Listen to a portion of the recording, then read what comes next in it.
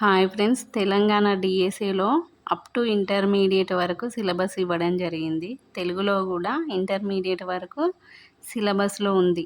కాబట్టి ఇంటర్మీడియట్లో అసలు ఏం సిలబస్ ఉందో అనేది మనం ఈరోజు వీడియో ద్వారా తెలుసుకుందాం.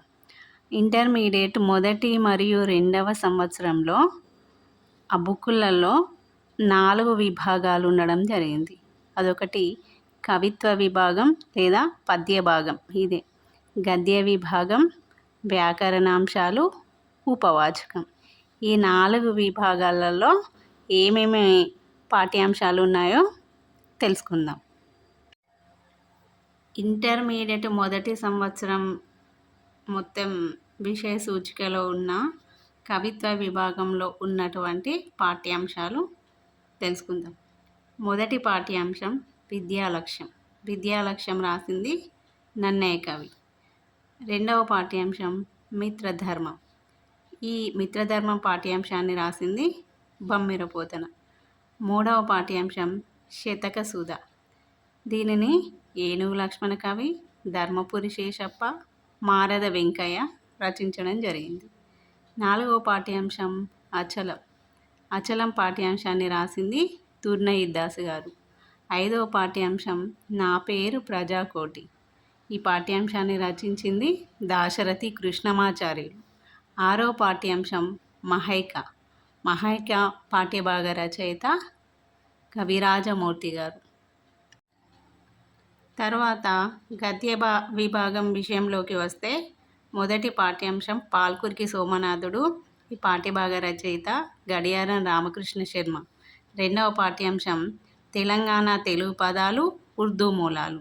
ఈ పాఠ్యభాగాన్ని రచించింది డాక్టర్ సామల సదాశివ గారు. మూడవ పాఠ్యాంశం ప్రాచీన సాహిత్యంలో మానవతావాదం. ఈ పాఠ్యభాగ రచయిత ఆచార్య రవ్వ శ్రీహరి గారు. నాలుగవ పాఠ్యాంశం బతుకమ్మ పండుగ. డాక్టర్ రావి ప్రేమలత గారు దీన్ని రచించడం జరిగింది. ఐదవ పాఠ్యాంశం తెలంగాణ జాతీయాలు. వేముల పెరుమాళ్ళ గారు దీని రచయిత. ఆరవ పాఠ్యాంశం రాజా బహదూర్ వెంకట రామారెడ్డి సేవా తత్పరత. ఈ పాఠ్యభాగ రచయిత సురవరం ప్రతాపరెడ్డి గారు. తర్వాత వ్యాకరణాంశాలు అనే విభాగంలో సందులు, సమాసాలు, లేఖారచన, సాధారణ వ్యాసాలు, స్థూల అవగాహన, అనువాదాలు ఇవి ఇవ్వడం జరిగింది. సందులు అంటే సంస్కృత సందులు, తెలుగు సందులు, 2 రకాల సందులు కొన్ని ఇవ్వడం జరిగింది. సమాసాలలో కూడా కొన్ని రకాల సమాసాలు.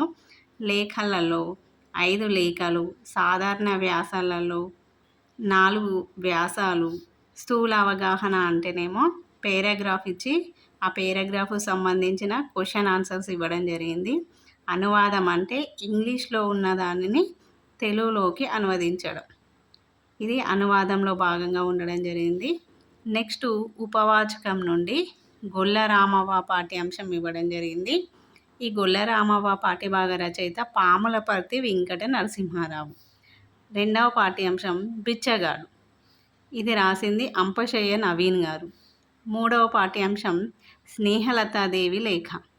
దీని రచయిత డాక్టర్ ముదిగంటి సుజాతారెడ్డి గారు. నాలుగవ పాఠ్యాంశం ఇన్సానియత్. ఈ పాఠ్యభాగ రచయిత డాక్టర్ దిలావర్ గారు.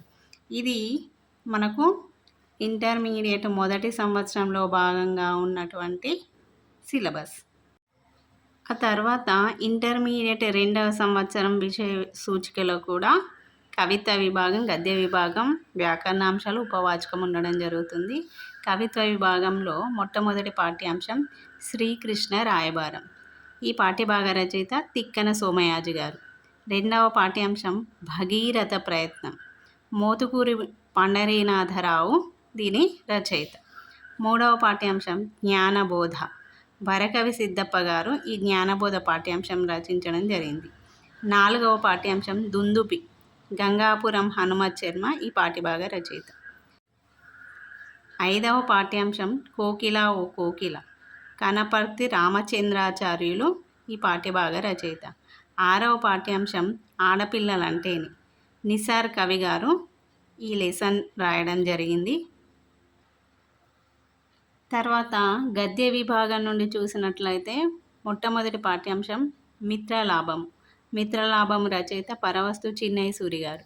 రెండవ పాఠ్యాంశం తెలంగాణ సాహితీ వికాసం. డాక్టర్ దేవులపల్లి రామానుజరావు గారు ఈ పాఠ్యభాగ రచయిత. మూడవ పాఠ్యాంశం నా సాహిత్య పరిశోధన. ఆచార్య బిరుదురాజు రామరాజు గారు ఈ పాఠ్యభాగ రచయిత. నాలుగవ పాఠ్యాంశం గోల్కొండ మధుర స్మృతులు. కొమరగిరి వెంకట భూపాలరావు గారు దీన్ని రాయడం జరిగింది. ఐదవ పాఠ్యాంశం మా భాగవతంలో మేము. మా భాగవతంలో మేము చిందు ఎల్లమ్మ భాగవతం గురించి వివరించడం అనేది ఈ పాఠ్యాంశంలో జరుగుతుందండి. ఆరవ పాఠ్యాంశం సృజనశీలత. ఏపీజే అబ్దుల్ కలాం దీని రచయిత.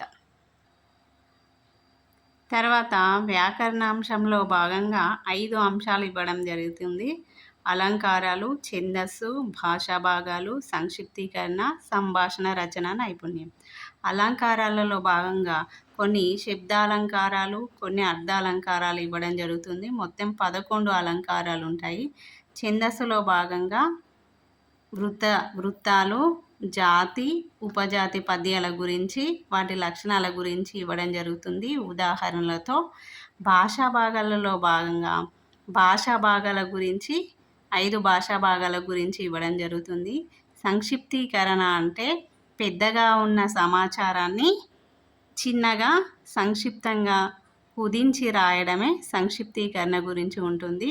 సంభాషణ రచన నైపుణ్యం అంటే ఒక సన్నివేశం ఇచ్చి 2 లేదా 3 వ్యక్తుల మధ్య సంభాషణలు ఎలా ఉంటాయి అని చెప్పేసి ఇందులో ఇవ్వడం జరుగుతుంది. 4 సంభాషణలు ఉంటాయి మొత్తం.